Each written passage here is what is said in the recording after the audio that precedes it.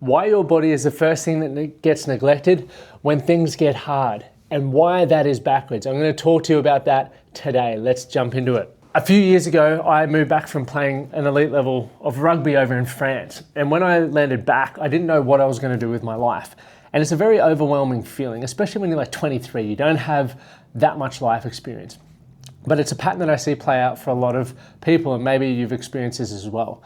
When I moved back though, my mates were finishing their trades, finishing their university degrees, or they were really settled in their careers. I felt like they were a couple of years ahead of me. And I started having these thoughts, Lockie, how are you actually going to be successful? How are you going to put food on the table? Where does your life go from here?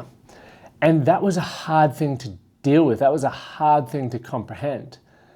And man, it was overwhelming. And I had an opportunity where I could have dealt with it, which sounds like the logical thing. But what I actually did was I just tried to numb it. I didn't want to answer those questions. They felt too hard in the moment.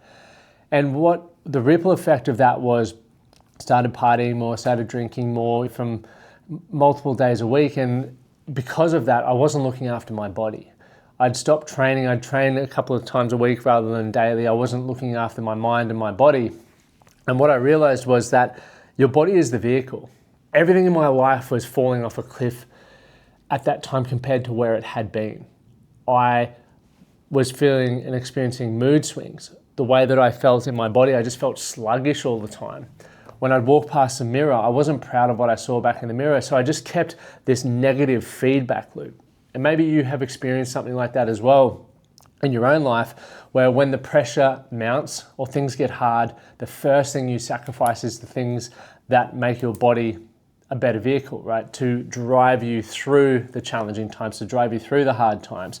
And maybe you're feeling low energy, maybe you have low self-esteem, maybe you feel sluggish, maybe you're noticing mood swings, maybe you just don't feel like you can keep up with the day-to-day life.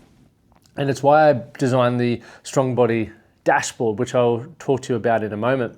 But from my own life, as I got myself out of this challenging period, the first thing that got me back on track was looking after my body. So that whole, I call it self-destructive. As I look back on my life, I'm like, dude, you were just a young kid. You didn't really have right support around you to help navigate that, which is what I hope this episode does for you. And so instead of understanding it's just part of life, challenges come, challenges go, you thought it was the end of the fucking world. I got through that 9 months period and I found myself at a crossroads, right? A fork in the road. Option A for me was I keep doing what I was doing, and I didn't like that. I didn't like how I felt. I didn't like how I thought. I didn't like the results that I was getting in my life. Or I had another choice where it's like I just do something completely different. And I started committing to these 16-week body transformation challenges. Now, I was never a bodybuilder or anything like that.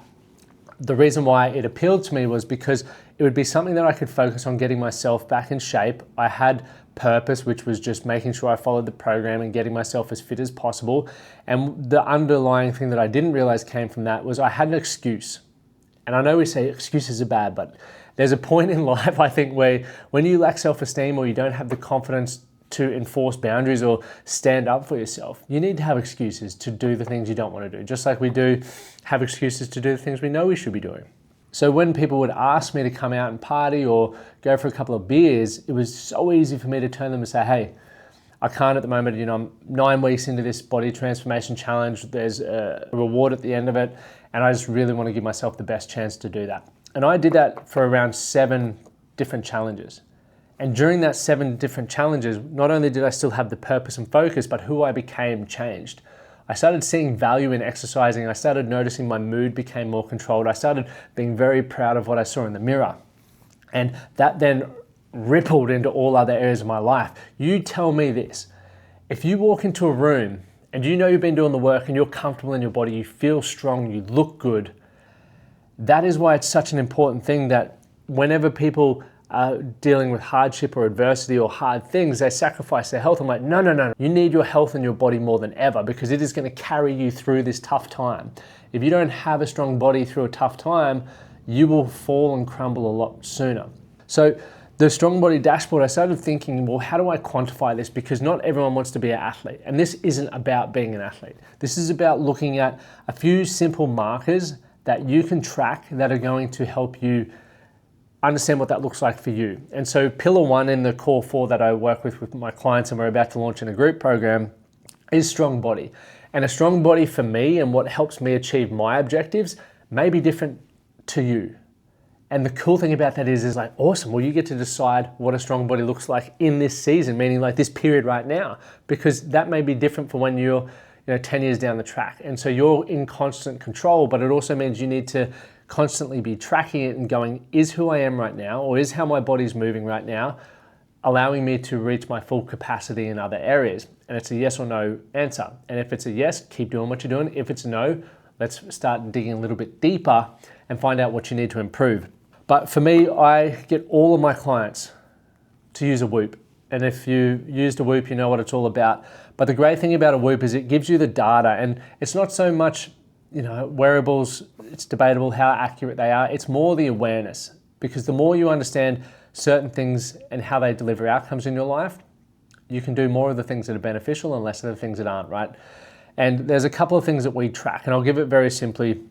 We track sleep. Sleep is going to be the most important. It's the time where you get to recover. It's where you build the armor, build the bigger defenses to deal with the stresses that life throws at you, both physically and both mentally. And when you get the Whoop data, there's a lot of stuff we can look at there. And so all of my clients, we just look at where they're at. So we get a baseline, and I would recommend you do this as well. So if you wear it for a month, without changing anything, it's going to show you where you're at, what your average sleep is, and overall, what your average recovery is, and what your average strain is. Then when you look at that, you go, okay, do I need to improve those? What is something that is realistic that I could improve over a 12-week period? And then we just set numbers. So for me last year, it was getting my recovery average up to 75%. This year it's getting it up to 78%. I'm not trying to go to 100, that's not realistic, but I'm just trying to improve it overall, because then I start thinking, okay, what are the things that influence my recovery? And once again, the Whoop teaches you that, or if you're working with me, we go through things there that will help you do that. But when you feel more recovered, and from my experience, I make better decisions. I feel a lot happier. My mood doesn't swing as much. I don't feel sore and stiff. And because of that, then I feel like I can achieve more, because I'm not worrying about the aches, the bad thoughts. I'm thinking about the good thoughts. I'm thinking about how free and how strong I feel. So that's a great thing there. We then look at strain. Strain is obviously the stress you're putting your body under.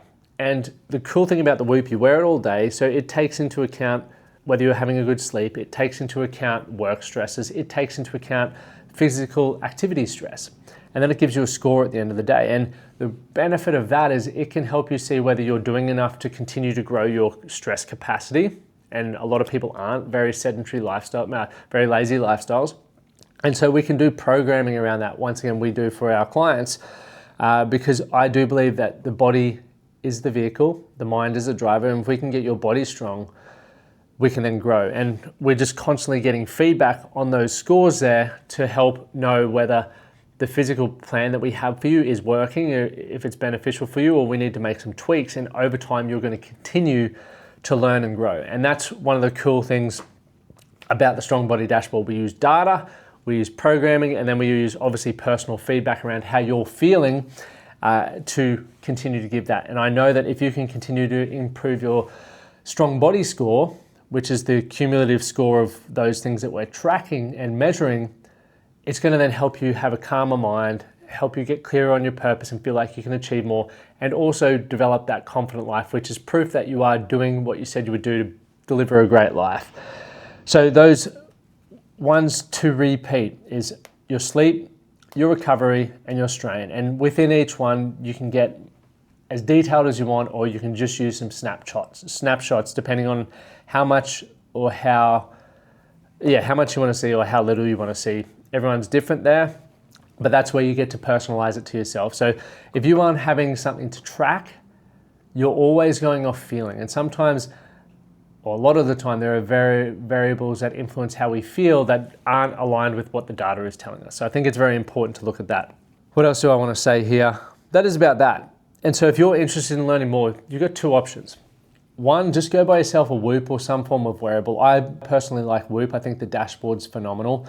But you could use a Apple Watch, you could use an Oura Ring, you could use Fitbit. It doesn't matter. Just get something that gives you a little bit of data to show you how your body has moved. And then when you come back to you're going through hard times, that's when you know I just need to hold the routine that I have around developing my strong body and looking after my body during this period, because as the pressure comes on and as it wears down my mind, I need to know that my body is strong enough to push me through this. And if there ever comes a breaking point where you can't keep up with it, which I've experienced and I'm sure you have as well, when you get through that, which I know you will, you then get to go, okay, here's some feedback from that. What do I need to train? And one little thing I'll leave you with, for anyone that I'm working with that doesn't have a specific training goal, whether they're training for, let's say, a marathon, or they're training for Olympic lifting, or at a specific event, the way that I would structure your programming is this: 2 aerobic sessions, like zone 2, which means basically you might be jogging or on the bike or some form of cardio activity where you can hold a conversation. Low intensity, it's great. Then I'd look at something that's high intensity, one that I've been really loving at the moment, and I think it's just so time efficient, is Norwegian 4x4. So it's 4 minutes on and then 3 to 4 minutes off. So obviously you're working at a higher capacity in that period, but it doesn't take that long. Short session, easy to do. And then 2 strength sessions. I personally do full body. Some people might do, actually that's a lie. At the moment I'm doing leg specific for my goals, but for the general punter, full body, twice a week, that's all it needs to be. And I know that we've linked that to the data that we collect on the Whoop, and you can see your numbers are improving. And so that's what I would do. Once again, if you don't want to work with me or you don't want to be part of the program, I would look at something like that. Or if you're working with a trainer, have a chat to them and see what they think's best for you. Everyone's different. You will then be able to get feedback to go, this is working for me or this is not. And that's one of the great things about taking agency for your life and taking ownership, is you use the data, you'll find out what's working, you'll find out what isn't, and you just double down on that. So it's not because we're trying to get you to be an athlete. I just want you to become someone who shows up for themselves even when the times are tough, even when the pressure's hard. So don't sacrifice that. Keep it in the schedule. Have the conversations with those who matter to let them know, hey, I have to duck out during this period. And one final story. We've just had our first son about 12 weeks ago. And I would say it's a hard period because there's so much change and there's a lot of variables around how the baby's feeling, when it wants to be fed, whether it sleeps well or not, how many times at night you're getting up. And that can influence whether you're training straight away or the intensity that you can train with, how you feel at work, whether you feel foggy, all of those sorts of things. And I am so proud of myself that I didn't sacrifice my training. Neither did my wife. Obviously, she had a recovery period, but she still managed to go for walks and do the things that were important to her, because we both understand the importance of allowing each other to be as strong as we can, to be the best parents that we can, and to still do the things outside of our career that we need to be doing. So remember that you don't need to be an athlete. I do love the athlete mindset, because when I think of myself as an athlete, I do what an athlete would do, which is sleep, recover, train, to build my capacity to deal with the stresses of life. Question I want to leave you with is, what does that look like for you? My name's Lachlan Stuart. Thank you guys for listening. Once again, your support is awesome. We're getting more reviews on the podcast and the YouTube. Appreciate you all being here. We'll see you next week.